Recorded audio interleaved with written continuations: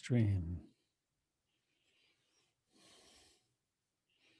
Setting up your meeting for YouTube Live. Done directing.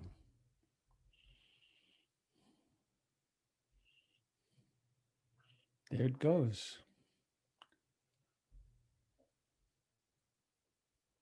Setting up your meeting for YouTube Live. All right. How can I get rid of this? Diminish. There.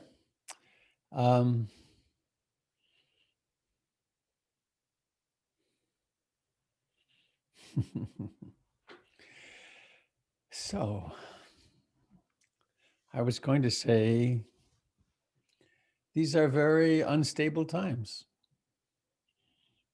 Uncertainty reigns, and of course, that's always the case. It can be a little more, it is a lot more, I think, exaggerated right now. But there's always birth, sickness, old age, decay, and death. There's always being with persons you don't want to be with, or not being with the person you do want to be with.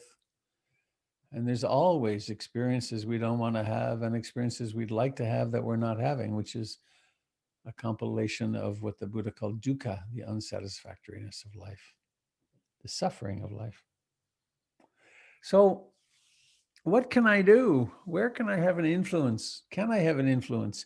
Do I have any influence over my life? Am I in control of my life? Big questions. And it was, I started out our meeting earlier with encouraging folks to watch the HBO series The Vow, which is about a cult. And the people got into that cult by really wanting some help in their life, by dealing with the chaos and the sense of, I have lots of capacity and training and so on, and yet somehow my life isn't working for me. And that's just, we've all faced that same question forever. Why is there this suffering in life, and what can I do about it? And after the Buddha woke up, right, he abdicated his kingdom. He went off and practiced with the great masters in the forests. And then he went and he fasted for years, and he almost died. And then he woke up. He brought all this training together, and something happened to him, which was of such a magnitude that we are following his teachings all these thousands of years later. And one of the things he attributed it to, his awakening, was his understanding of dependent origination, paticca samuppada. His understanding of how the wheel of life operates, how birth, death happens, not only between lifetimes, but moment to moment. And so this is memorialized in drawings. Particularly the Tibetans have really developed these into very beautiful, what would you call it? Audio visual, not audio, I guess.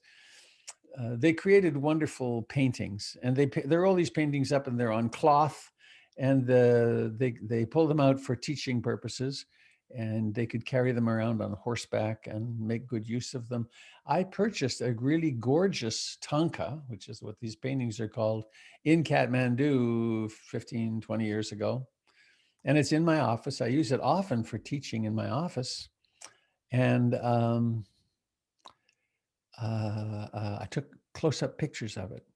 So what I'm going to talk about now is that, and I'm going to try to do it, and I hope I can pull it off using the pictures. So here we go. Cross your fingers, please. Ta-dun, ta-dun. Come on, work. Oh, it looks good. Far out. I guess that dates me, doesn't it? So where's play slideshow? Here. Play from the start. Dependent origination. Oh, I'm experiencing a sense of relief. It's like, oh, good, this part worked. Paticca samuppada, can I? Do you have Jim, do you have my pink picture up on the side? Or somewhere, or is it just the slide? No, the picture's on the side. Okay, good. So I can gesticulate and point at things and it can be seen. Okay. Yes. Excellent. So, oops. Oh, there we go. So this is the tanka. It's maybe across this way, it's maybe 2 feet, and this way it's maybe 3 feet. And how do I progress the slides? Oh, there we go. Now, in the top left corner is a rendition of Avalokiteshvara, who's the founder of Tibetan Buddhism and archetypal figure. Oh, dang. Go back. In his hands, he has the wish-fulfilling jewel. In this hand, he has a little drum. And in this hand, this is actually inaccurate. There should be 3 lotuses, one which is not opened at all, a bud, one which is full, and one which is dead, which is that his teachings on awakening and compassion exist in the past, present, and future. There. On the other side, this is Shakyamuni Buddha, who is understood as the Buddha of our time. This is the Buddha of 2,600 years ago. And notice this little rainbow here. It's an important element later on in what I may get to today and may not. This is the head at the top of that diagram. It's the head of Yama, the Lord of Death. These are beings who have died and are liberated. And you'll notice his teeth surround this little rainbow here. And what we're going to be looking at primarily are these 12 drawings that go from here and over this way. And this one will be a close-up of, oh no, this is the top of the diagram. Hang on. Does this move the pictures a little out of the way, Jim, or do they stay right where they are? The pictures are still there. I'm not sure on mine. Yeah, I can. There's a little box on the upper right-hand corner on mine that eliminates. That's not what I want to do. Never mind. I was going to have people get rid of multiple boxes. Yeah, there. Play with the little right-hand upper corner, and it'll just reduce to Robert, and the other pictures will be deleted or hidden. All right. So one way to look at this is the end of a cycle here, and this is the beginning of a cycle, but they're profoundly related. So the first drawing here, and this is a very, I'm going to try to not hurry, but this is a very high level view of this model. So this is a blind person wandering with a staff, wandering around and, whoops, I don't quite understand why it doesn't,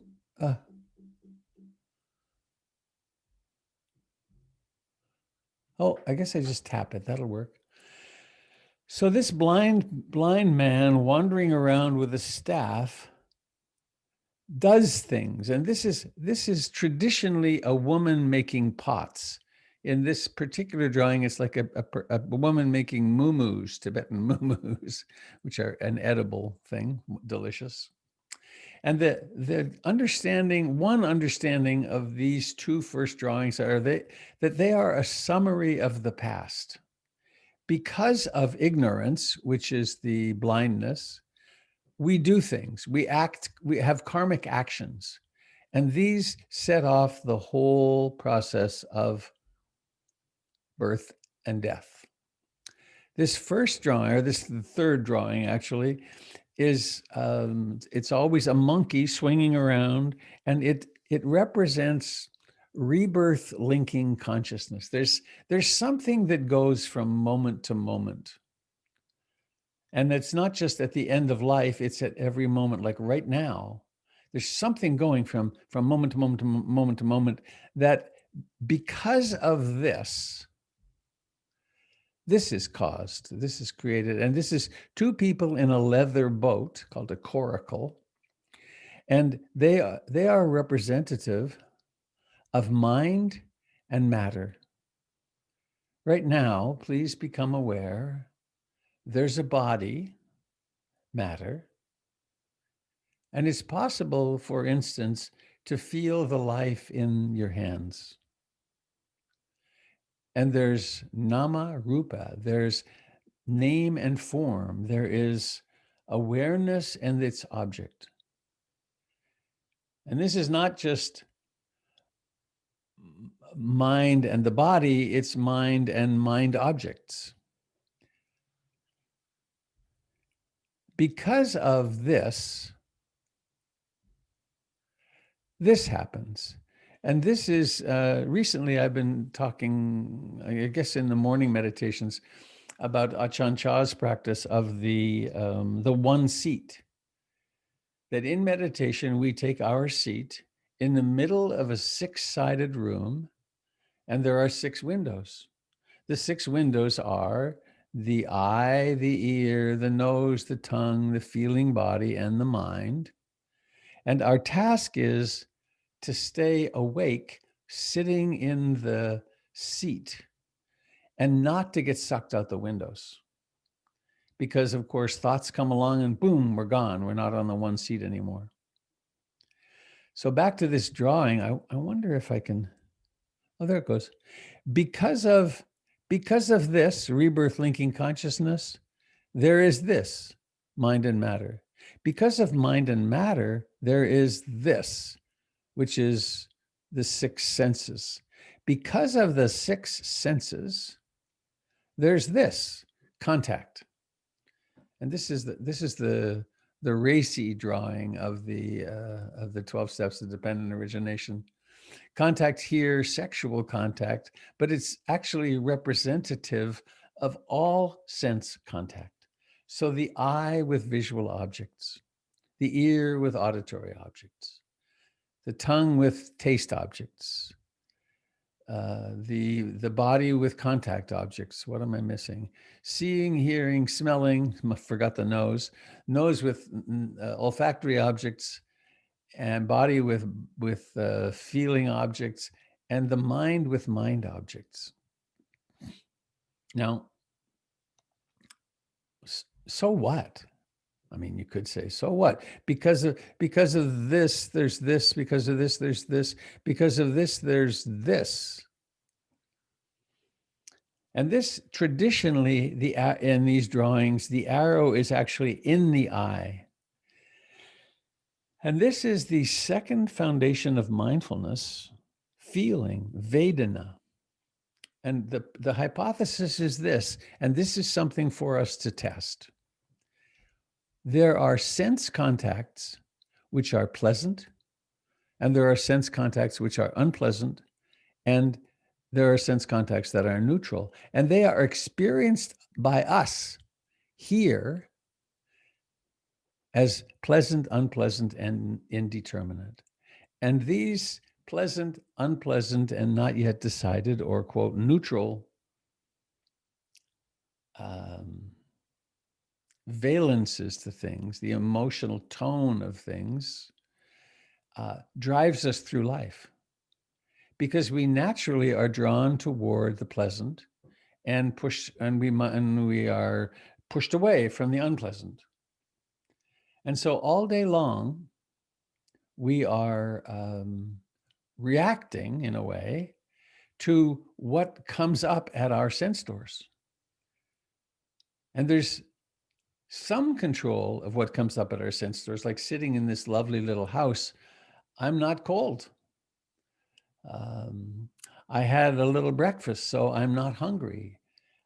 I'm not particularly sick, so I'm not having a fever.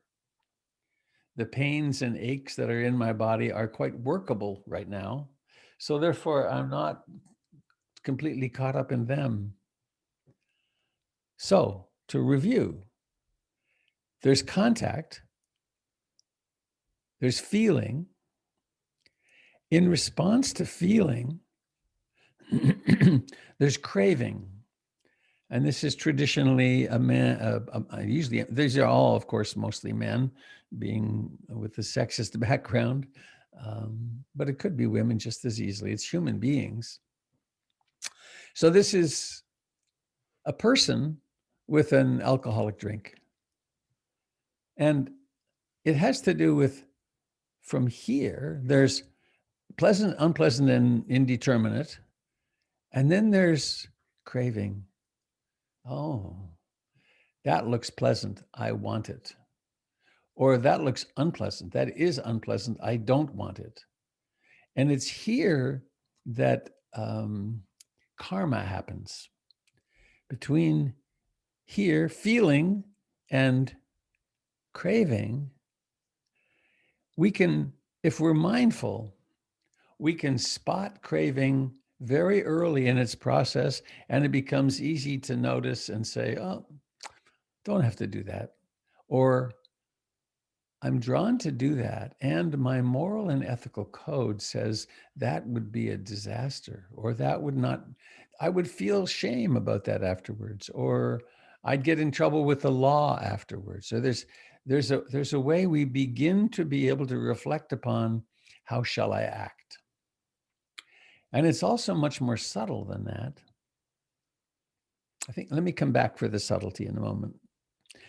With craving unobserved leads to grasping. And this is the monkey reaching up into the tree.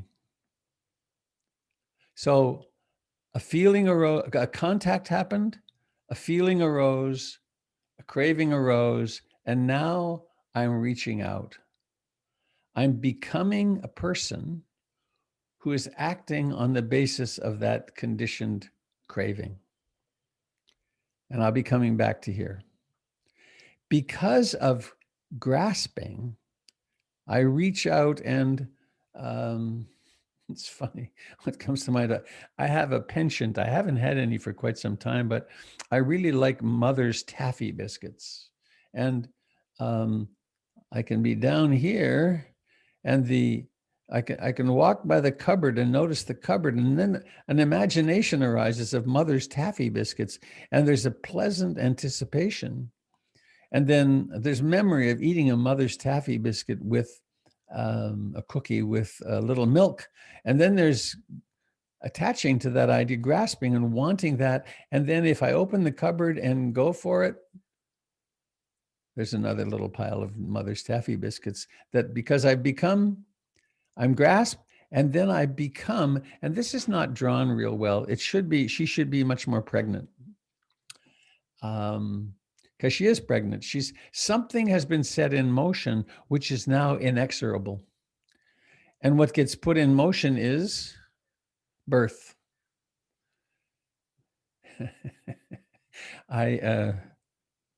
A couple of times I've had women comment on this, that clearly a man drew this because she's just, oh, well, it's another baby. But of course, it's quite a different journey than that.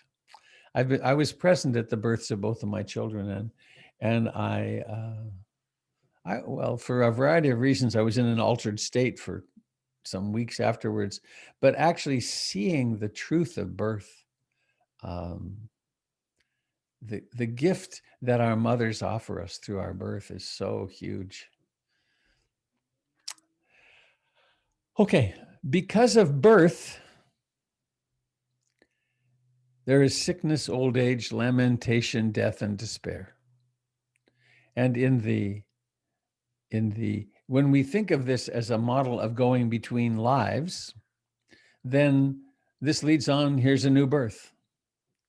But there's another way back here to look at this, not so much as between lives, but as moment to moment, and of a way that we are shaping our destiny by shaping our mind.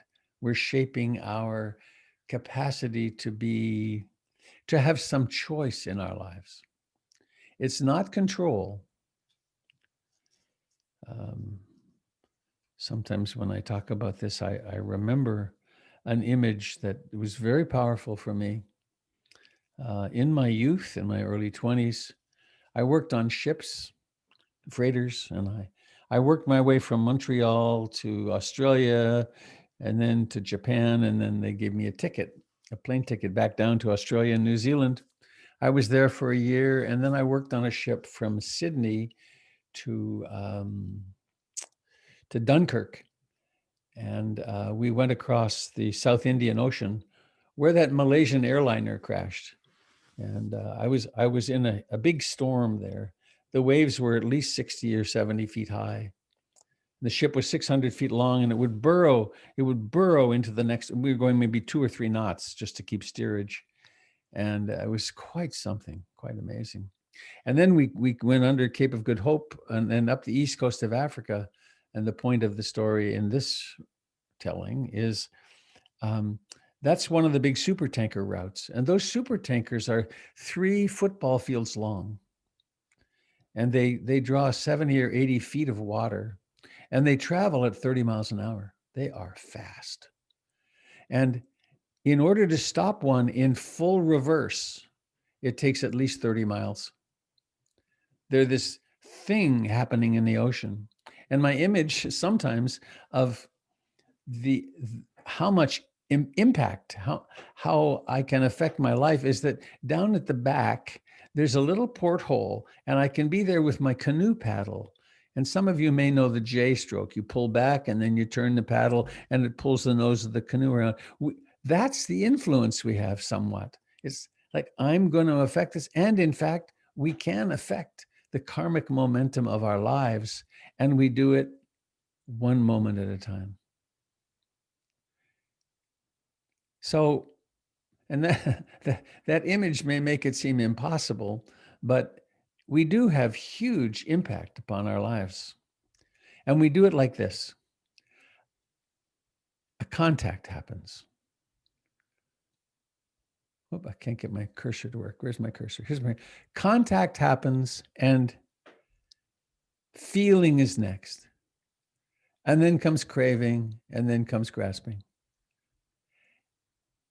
All of these from here, from the beginning, this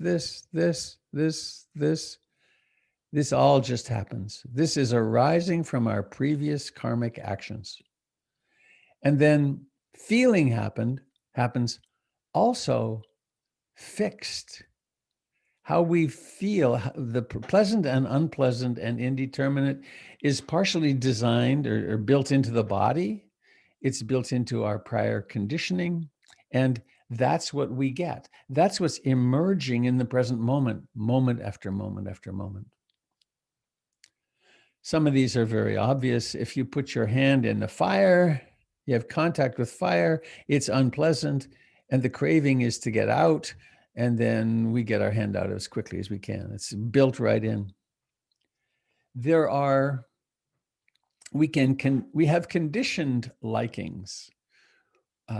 Some that are quite cultural. I really like cheese, and I'm told that all these fermented milk products, the Japanese don't like at all. It's like, why that? I tried to like Tibetan tea with fermented yak butter. And the more that I tried to drink it, the less I could drink it. It was just too, ugh. But for the Tibetans, it's like it's soul food. So these are somewhat conditionable. The contact, the other way, contact and feeling. And then along comes craving. And this is the link right here where it appears, and where the Theravadan teachings encourage us to look at it, that here's where we can break the cycle. For instance, in comes an angry text from someone, critical, accusatory. The contact is with something quite powerful and unpleasant, and it sets off associations which are painful. It sets off low self-esteem or who knows what. But the impact of that is it's painful and I want to get rid of it. And maybe the impulse arises, I want to fire back something angry. And so the craving is, I want to send back a nasty response. Craving, I don't stop that craving. I reach out, I get my computer going, and I fire back an angry response. And I am born as a person who's angry. And I wind up having the karmic fruits of that activity. There's another example that commonly comes to mind when I speak of this. Back when let me see if there's a different one. Robert, can I ask, the recognition occurs between feeling and craving? Yes. Okay. Yeah. And at feeling, we can actually sometimes notice feeling as it arises, unpleasant. It's kind of it's not about thought, it's about feeling. Well, I'll give you this example that comes to mind very easily. It was back when that horrible tsunami happened in Southeast Asia. And I feel kind of a connection with Thailand, having been there several times. And I was watching TV or the computer, and a picture came up with which I then had contact. And the picture was of a lagoon filled with bodies, maybe 100 bodies. And it was nauseating. It's bad now, makes me teary. And I got it. It's like, these are real people. And up in the corner of that frame with that picture was a sign for the Red Cross, the World Red Cross. And the impulse arose, another contact, to send some money. And so the circumstance arose that there was contact with the object. The feeling was the first feeling. The feeling in response to the picture was disgust and sadness. And then another stream came through, which was seeing this Red Cross sign. And the feeling that came with the thought that came with that was, I can help. And so in response to that, it was a very pleasant feeling, I could help. I grabbed onto the pleasant feeling and the craving arose, and I evaluated, is this a skillful thing to do? Can I help? Can I afford this? And I was able to grasp on, push the send button, and I became a person who had practiced generosity and who had made a contribution. That then comes around the wheel, and the more that we number one, pause between this and this, that we have a gap here. We then, I'm going to go back to the Dependant, to the Dhammapada quotes. Mind is the forerunner of all states. Mind is chief, mind is king, queen. If a person thinks or acts with a mind rooted in greed, hatred, and ignorance, then suffering follows this person like the wheel in the track of the ox. Mind is the forerunner of all states. Mind is chief. Mind is king, queen. If a person acts from a mind rooted in generosity, loving kindness, compassion, wisdom, then happiness follows this person like the moon in the path of the stars. This is the point at which we're making these decisions constantly. Because life presents us with contacts. Because we have sense doors, there are contacts. Because of contacts, there are feelings. Because of feeling, there's craving. And between these two, we start, this is where we plant the seeds of our destiny rather than living out our fate, which keeps coming to us as what comes around the wheel. Our habit patterns, our neurotic patterns keep showing up. And it does take some effort, skillful effort. And what is skillful effort? It's the effort to restrain unwholesome states, to keep them restrained, to bring into being wholesome states, and to keep those wholesome states going. So I want to go back to the beginning. Because of ignorance. Of what are we ignorant? One way to frame it is we are ignorant of the truth of anicca, dukkha, anatta, impermanence, unsatisfactoriness, and the fact that the self is a process rather than a noun. This, if we awaken, all the work that we do down in the bottom left-hand quadrant of this practice, if we awaken so we no longer are ignorant, then the wheel is broken here.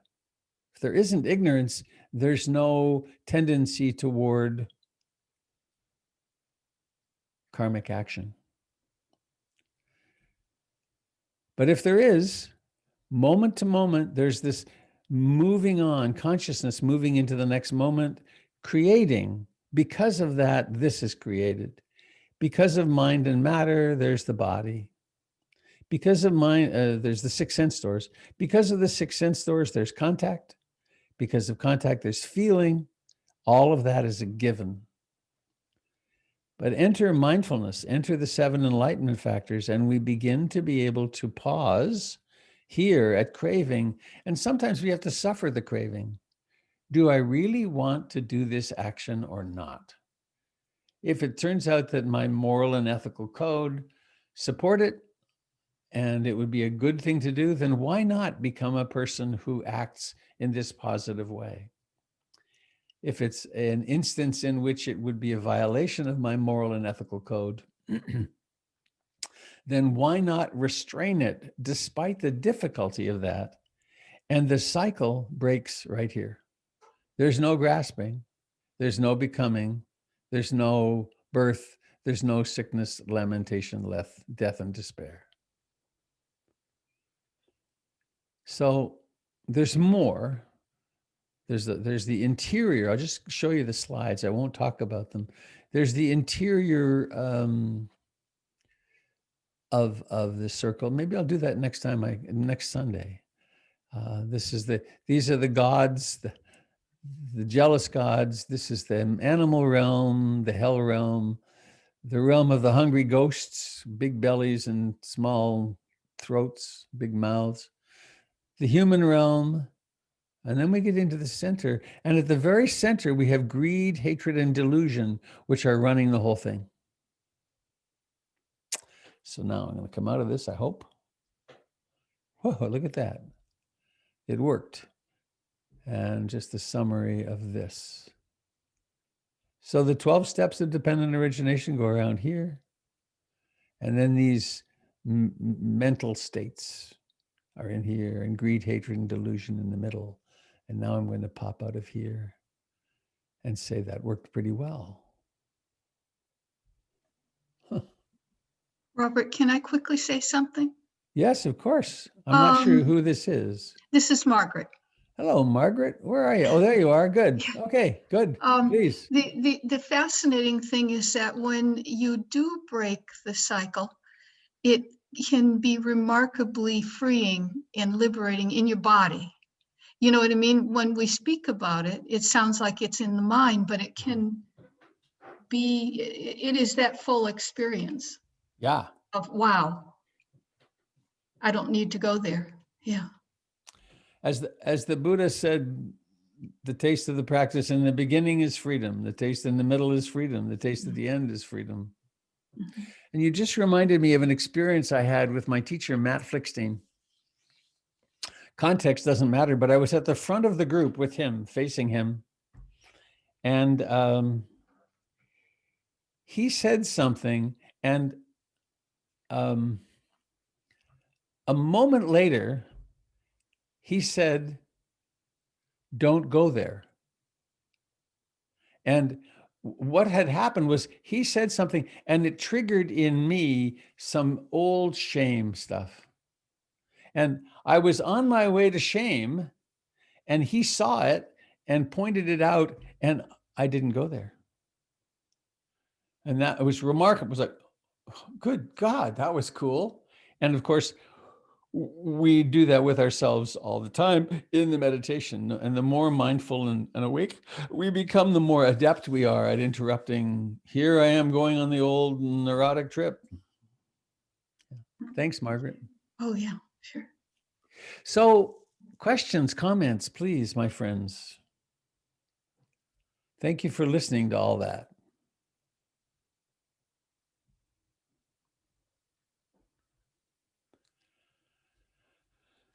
Does it make sense in a practical way? What I really wanted to do was to help, because I find it's useful to me to have a worldview that has a practice associated with it. And this makes sense of practice.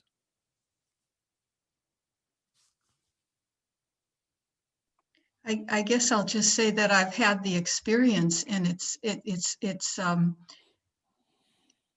a beautiful, incredible experience once you recognize that you can do this. Yeah. And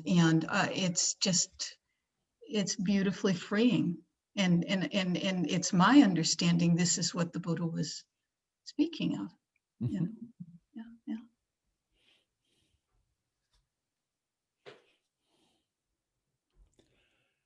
The wheel keeps rolling on unless there's intervention. And it would appear, it seems as though we are capable of the intervention. Ordinary human beings, we're capable of the intervention, and that we start feeling the effects of it rather quickly.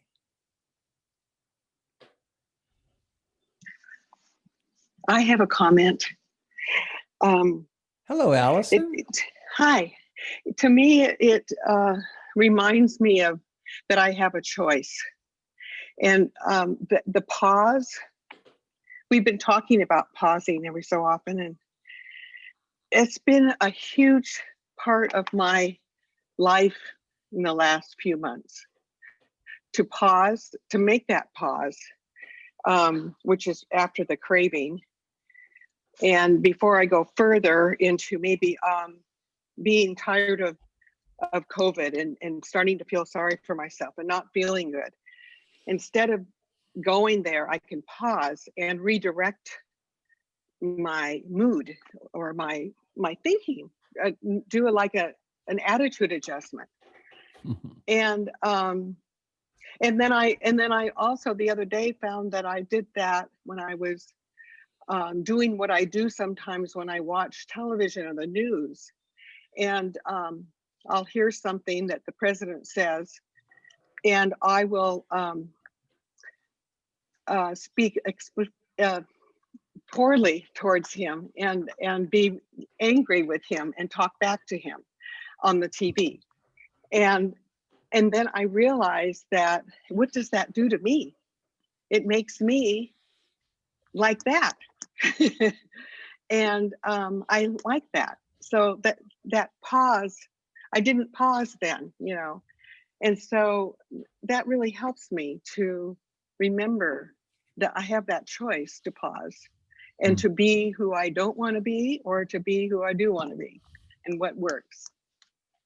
Yeah. Thanks, Allison. Very clear.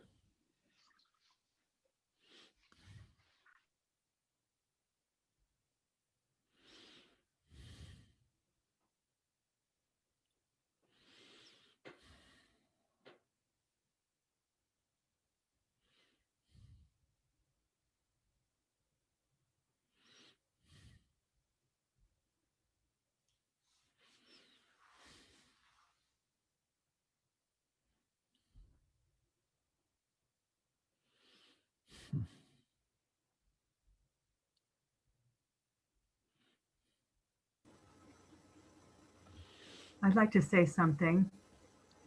Hello, Jai. Hi. Hang on. Let me get you into. There we go. Come on in. Hi. Hi. I just wanted to acknowledge how profound the teaching was for me today, although I've been through this teaching many times, but the illustrating it with the tanka, it was had so much more meaning. And I kind Great. of have to laugh because I've spent a lot of time in Nepal and in India, and I've purchased tankas and I've been around them, and I always appreciated the beauty of them, but I never understood them. And I didn't choose to go any further that way. It was just a sacred object being around. But today, putting it together really, really was extremely helpful for me. And I look forward to next Sunday. Yay. I'm glad it worked. Yeah, it did for me. It Thank you. is, something that's hard to, well, one doesn't realize that the pictures, they have such detail. They're tiny. They're this big. Yeah. And it was painted by a guy sitting, he had a wooden frame sitting on the floor, holding the bottom of the frame with his feet, in a not so well lit room. Even I saw them doing the paintings. It was kind of remarkable. So I'm really glad it worked and that it helps. I'm very dependent upon this kind of thing myself. That's why I have those maps and so on that I teach from, because it really helps. For some of us, it's really crucial. So yay, glad it worked. Thank you. Do you say Jai? Yes, it's short for Jayanti. Jayanti, which means? It means victorious. My guru, when I spent quite a bit of time in India, Punjaji, gave me the name Jayanti, which means victorious. Jai is a lot easier for most people. So you got to be with Punjaji? I spent quite a bit of time with him. Wow. In the early 90s. It was really my good fortune. I'd say. Yeah. Huh. Well, a little green. I got a little green here for a moment. Marvelous experience for you, I'm sure. Yeah. Thanks, Jai. Thank you. I want to say one other thing. Sure. I love Portland Insight Meditation Center. I actually live in Carmel, California, but Kendall Summers is a close friend of mine. So I've come and I've sat when I visit her with you guys, although I hadn't met you before, but I've been in and out of Portland, and I come and sit with the Portland Insight Meditation Center often, and it really has helped me tremendously during COVID. Oh, and great. Sheltering in place solo. So thank you. Well, you have good taste in friends too. I do. And good fortune. Thanks. Yeah.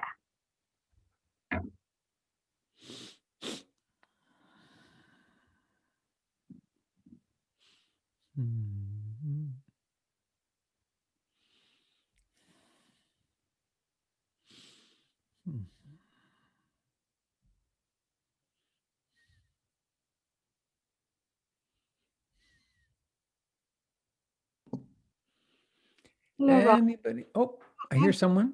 Yeah, this is Susanna. Hi. I'm looking for you, Susanna. Where are you? Wave, please. There you go. Hi. Oh, that was a definitive wave. I'd like to go back to the topic of generosity. I donate regularly to PIMC and to several other organizations that I love. But I find that I lose the joy of being generous because it's automatic. I don't get that sensation every time that the money goes into all the different accounts that I'm doing this from my heart, and all that. So I was wondering if you could comment on that, or I was trying to think about what could I do to make sure that I actually feel that it's not just, something going on in the background of my life.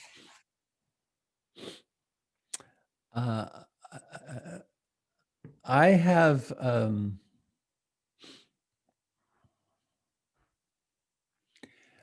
from Social Security, every month I get a deposit directly into my bank account. I never see it. Jennifer deals with the money, but I have a pop-up on my calendar that shows on that day, Social Security arrives. Oh, okay. And I pause and I'm grateful. It's like, and I think about it, it's like, that is so cool. Hmm. I mean, it makes life possible. And I don't have that with Medicare, but I feel so grateful for Medicare.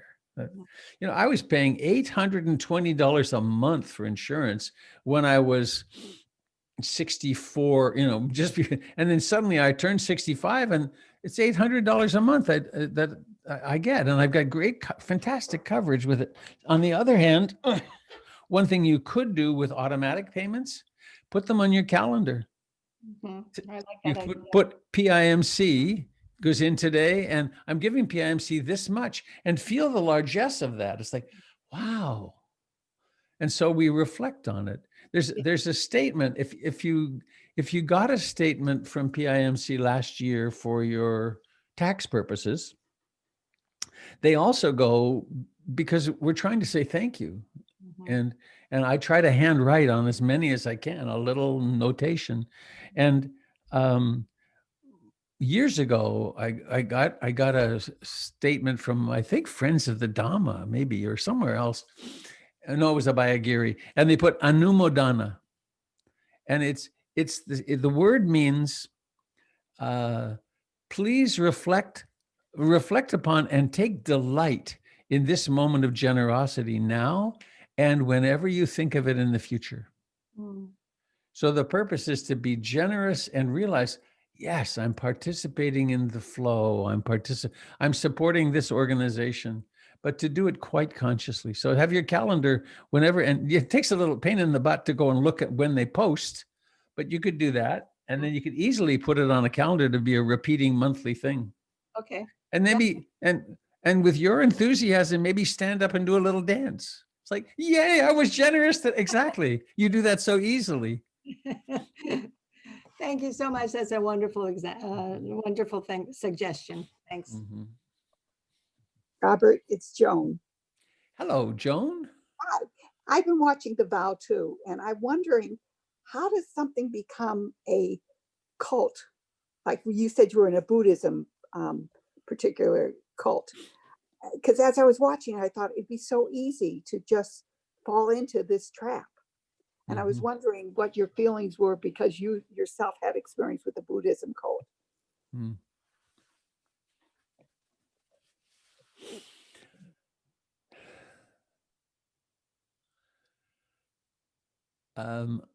I would, around this,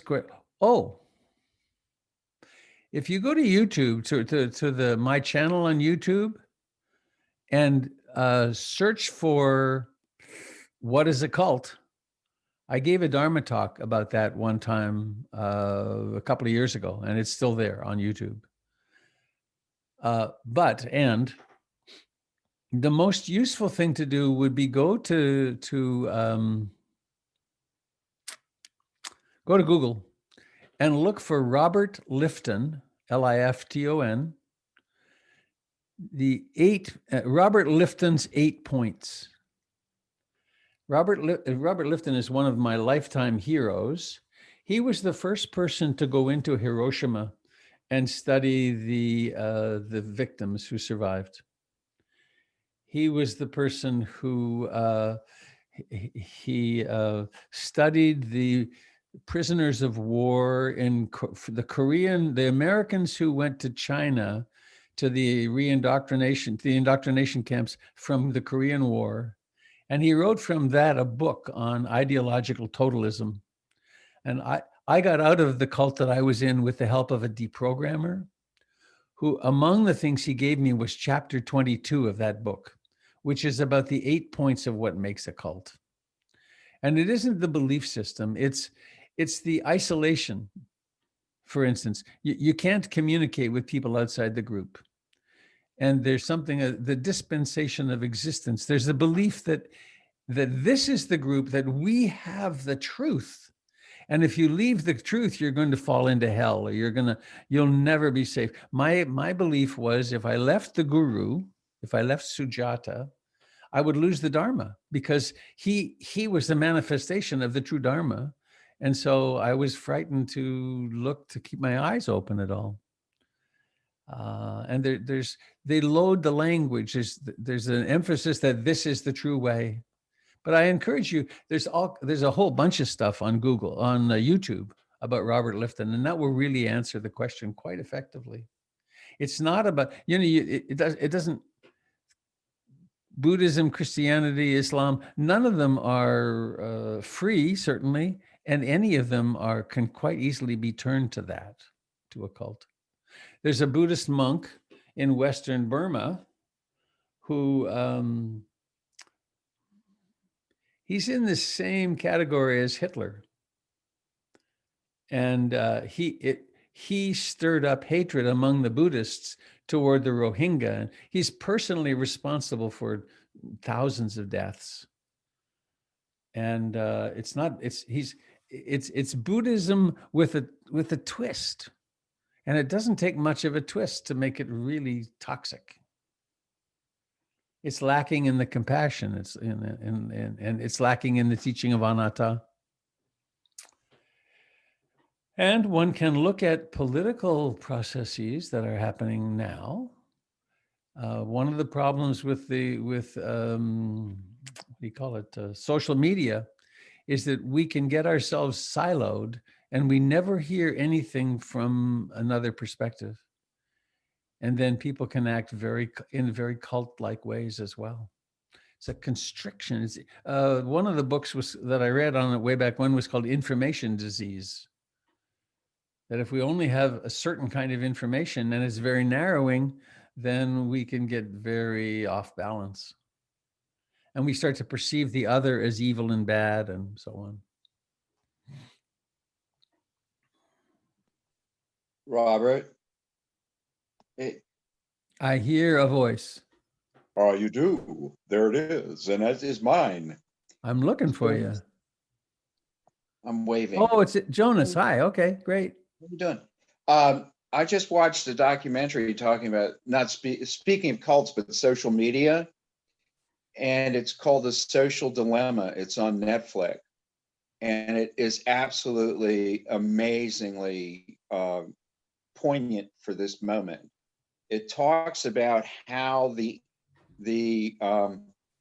analogs of social media begin to influence your mind to the degree that you become cult. You either are in the right cult or the left cult. And after I watched it, personally, I went and deleted several social media things on my phone and will never use them again. I mean, I've weaned myself off of Facebook because of the fact that they really drive you effectively into a place you really don't want to be, and so I just deleted, but I recommend that. It's called The Social Dilemma. Thank you. You're the third person in a week who's recommended that to me. You're welcome. So friends, it's noon already. I want to just see, is there anybody sitting with anything you'd really like to share before we go? I imagine we could be on talking about this for a long time and bringing it back to the 12 steps of dependent origination. Now, what should I do? I'm going to try to get these pictures up on my blog. That would be helpful, wouldn't it? I'll try. I think I can do that. So look later today. And I'll also put a link to Robert Lifton there. And yeah. So anybody sitting with something that would be important to share before we go?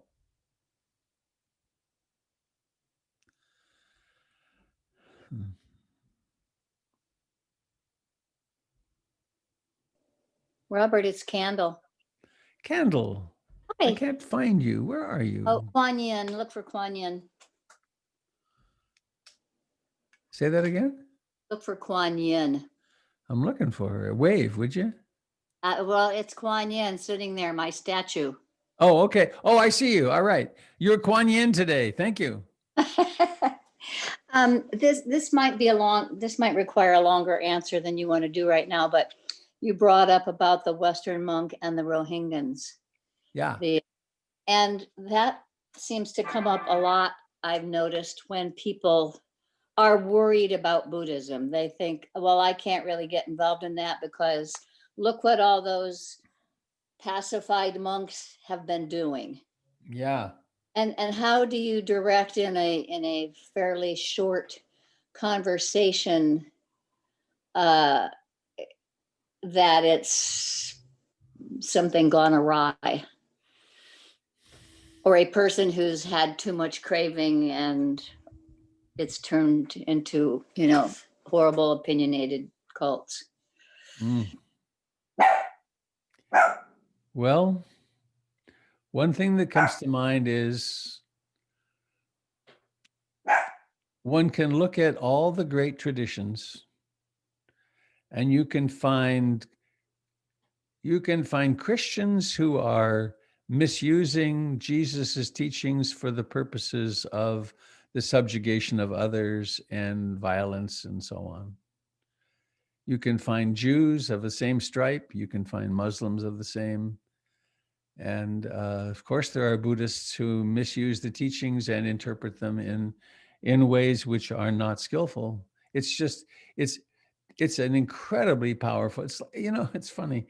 It's a bit like nuclear technology. We have the capacity to use nuclear isotopes to zap cancers with incredible precision, right? And we have the capacity to destroy human life completely. The technology can be misused badly, and it's a powerful technology. So there are some, and what's the word? A minimum. It's not the majority, and there's something that I. It's not well. The great wars of our time certainly have been between the three religions out of the Middle East. And there have been bad wars, Buddhist wars. The wars, the Cambodians still are terrified about they're terrified that the Thais are going to invade them. And the Thais are afraid the Burmese are going to invade them because they've gone back and forth over millennia, invading, raping, and pillaging, and so on. Interestingly, is it Thai monks? Thai monks shave their eyebrows. Burmese monks don't. Why? Well, there was a time when the Burmese were invading Thailand, and they were dressing as monks so as to be able to pass, to be able to get in. And so the Thai started shaving their eyebrows, and they could tell immediately whether this was an interloper or not. Now that's an interesting thing. So have you any other idea with that, Kendall, what you would say? Sorry, I muted myself there while you answered. No, I think that's a fabulous answer. I think that's it. There are always going to be people who are hungry for power. Yep. But it's so sad that it happens like so immensely in a situation like that so many people believe it and do such horrendous damage. You're right. It's like a Hitler person. Yeah. And it's sad to think that in this day and age, people can still fall prey to that kind of ignorance. But I think what you said is probably true around isolation. If the people are isolated around one belief system, they're Right. going to follow it. Well, and there are numerous places where it's ongoing. Yeah.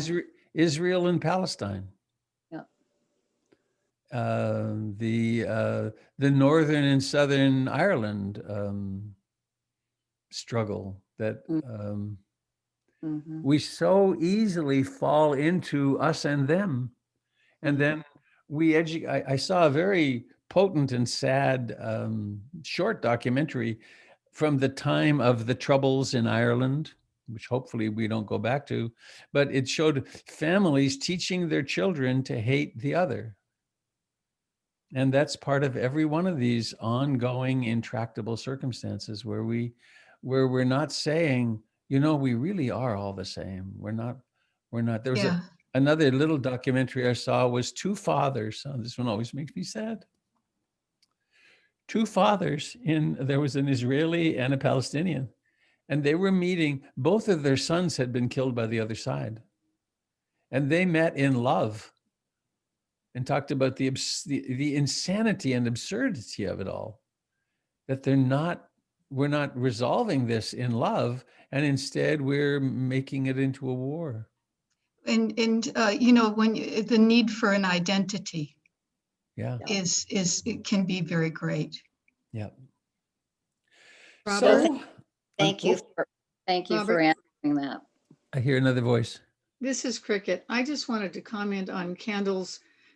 She said it's a shame this kind of thing happens in this day and age. And what we tend to forget is that control of the media creates an isolation that was not possible before this kind of technology. And it's an isolation that we don't think about oftentimes. Mm-hmm. Yeah. Very, Makes very sense. true. And, you Makes- know, I think bringing it back to the dependent origination, that so that we don't fall into, you know, extreme sorrow, and we manage to stay compassionate by one at a time. We just do our best to not fall into, not let the craving become becoming. Yep. Thanks for doing dependent origination. You must have been reading my mind. It came out of the cosmos this morning. It said, Believe it. it wasn't clear it was from you, Candle, but it was clear. Was. So It was from me, from our last conversation. I just didn't say it verbally. I was thinking it and I never said it. well, there you have it. Because I'm glad, because I was a little bit at a loss this morning. What should I talk about today? So thank you for helping. Thank you. Thank you. All right, friends, let's go out on a song, okay? You want to unmute yourselves? Those of you who want to. 1, 2, 1, 2, 3. May all beings be happy. May all beings be happy. May all beings be happy.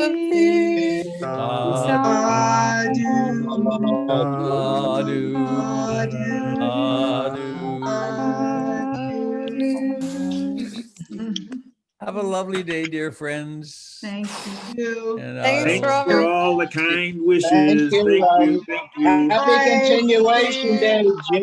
Bye all. Bye-bye. Birthday. Bye-bye. Thank you very much.